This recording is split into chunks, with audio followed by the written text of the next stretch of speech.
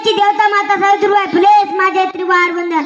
आदरणीय व्यासपीठ, गुरुजन वर्ग, माझे बालमित्र आणि गावातील उपस्थित तमाम नागरिकांना स्वातंत्र्य दिनाच्या कोटी कोटी शुभेच्छा. 15 ऑगस्ट 1947 रोजी आपला भारत देश स्वतंत्र झाला. इंग्रज किती कडू होते, जुलमी होते, पण आपल्या क्रांतिकारांनी त्यांना कसे पाणी पाजले हे तुम्हाला माझ्या मित्रांनी सांगितले.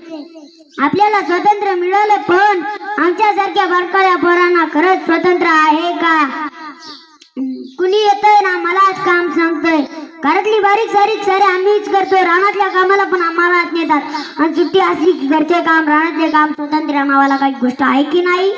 आणि पुन्हा अभ्यास पण करायला लागतो. मग आम्ही खेळायचं कधी? आम्हाला मिळालेल्या स्वातंत्र्य नावाचा गलत इस्तेमाल करायला लागले ते मोठाले माणसं. मोठ्याल्या मुलांना आता सरकार पगार सुरू करणार. आधीच त्यांना काही काम धंदा नाही आणि वरून पगार सुरू केलाय.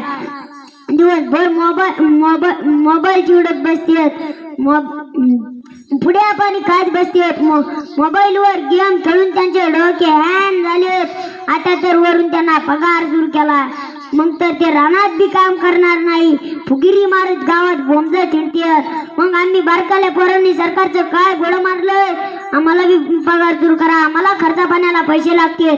सरकारने एक बारीक सारीक लाडकं लेकरू योजना आणावी आणि सरसकट बारकाल्या मुलांना पगार सुरू करावा.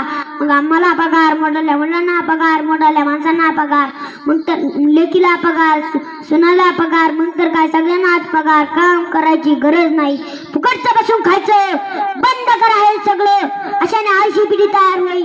मग पुन्हा इंग्रज येऊन तुम्हाला गुलाम करतील. मग का जर इंग्रज आले ते तुम्हाला एवढे आळशी लोक कसे झाले समजतील? म्हणून तुम्हाला आवताला नाही तर नांगराला झुकतील.